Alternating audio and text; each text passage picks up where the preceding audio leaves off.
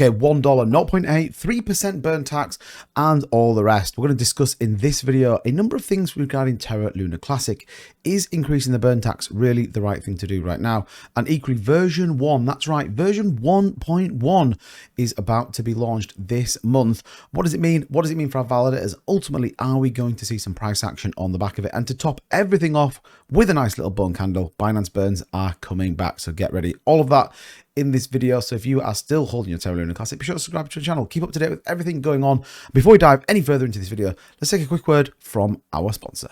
CryptoDrop.net is a case opening website in which you can open cases with all your favorite cryptocurrencies here. You can see the crazy case we're going to open 10 of these for $80. You can see all your favorite cryptos on there: Shiba Inu, Luna Classic, Polygon Matic, Apecoin, all of your favorite top tier cryptocurrencies on here. Now, each has a value and equally each has a denomination of token amount that you can get. You can see here that are $266.85 we could sell all of these tokens, specifically if we wanted to continue it. We can take our winnings, and like I said, we can sell it for a significant amount. Now we can sell individual cryptocurrencies as well as the whole thing. We can click try again and open a further 10 cases, or what we can do is move on over to create our own case. Now, this is a new feature brought by CryptoDrop.net, which allows you to create a case of up to 10 different cryptocurrencies of which you choose, therefore giving you the opportunity to either trade a high tier expensive case or the low case. We're going to just pick some random ones here. You can see Terra Luna Classic Luna as well. We can see the case value there at $266.85. Now, our potential earnings could be anything up to $1,067. Equally, it could be $66.71. Again, you create the cases and you just click craft case, and this is how it works. Very sleek mechanic, and again, bringing us in there at $295.69. Now we have a couple of options to remove that. As ever, thank you so much for CryptoDrop.net for sponsoring this video. Okay, so taking a look at exactly what is going on, we see here on the price chart, currently trading 16.58. Did just break out of this channel that we had measured here on the chart for the last couple of weeks. We did test the 50-day EMA, got rejected as the rest of the cryptocurrency market has pulled back. As an example, we saw Bitcoin once again test 25,200, has got rejected and substantially has pulled back like it's done now for the last 4 or 5 days. So currently trading about 2.5% down. Money flow still looks okay on the day and equally over the course of the last few weeks for Terra Luna Classic. Now, what is going on? There is a number of things we need to talk about in this video. The first thing I wanted to talk about is the burn tax. And I do think this is an important subject. It is so unbelievably emotional when we talk about burn tax on Terra Luna Classic. If we break it down and being dead simple, what do we fundamentally need to do with the supply of Terra Luna Classic? We need to burn it. In order to burn it, you have to have volume. And this is the balance. Now, what's my personal opinion on it?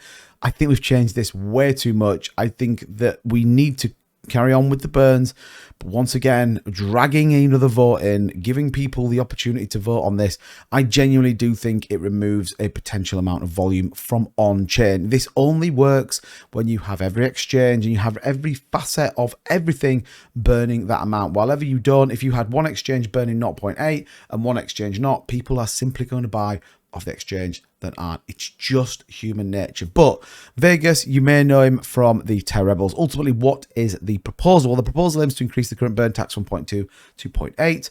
The purpose is to address the problem of not burning enough supply, which I think we can all agree with.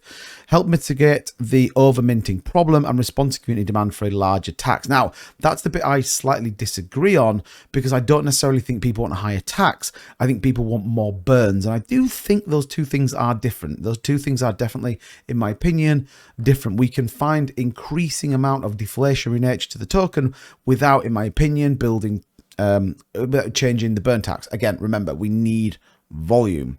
Now, his motivation being around the current burn tax not sufficient. Equally, we have community demand for a high tax. Again, I want to know where that was. There was a view that the community wanted a new Terraform, a new lab.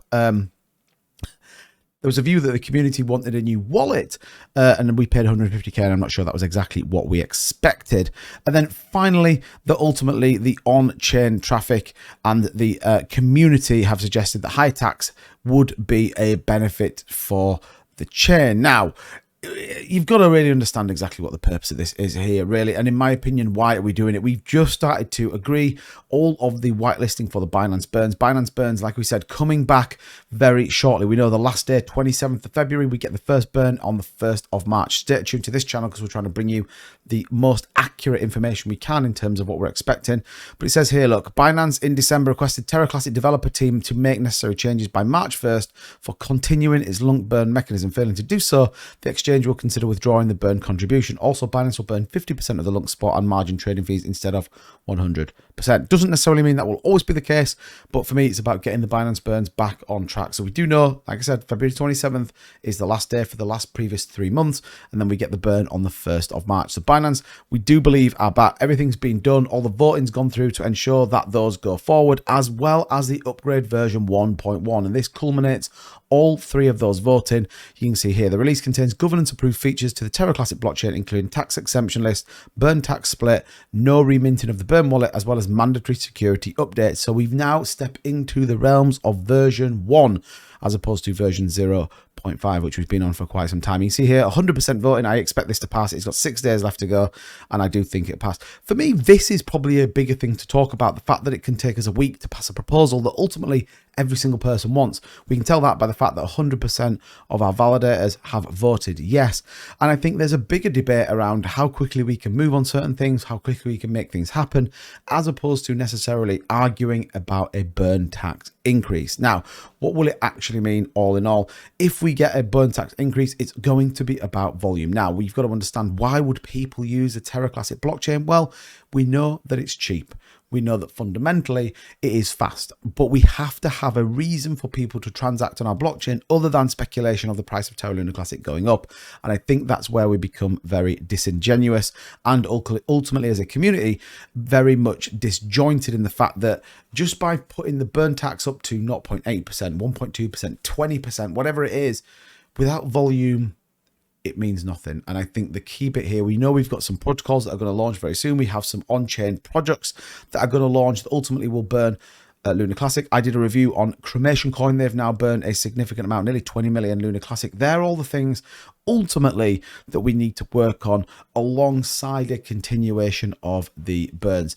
All that will drive the price, but at the same time, staking, removing circulating supply also supports this agenda. Now, time will tell with this. I think it's a very split community view on this. I think some people maybe naively believe it's the right thing, but I think with a real sense of understanding it, what's the impact going to do? Yes, when we had a 1.2% burn tax, there was a very different feel about the entire cryptocurrency market, as well as a very different feel about the potential of Terra Luna Classic. Now, my personal view has not wavered. I still long-term believe Terra Luna Classic has a bright future in this space, but we know that some people are in it for a quick buck and not the long-term game. But let me know in the comments down below. Let me know what you would set the burn tax to. I'm very interested to know what you think. As ever, thank you so much for watching the video.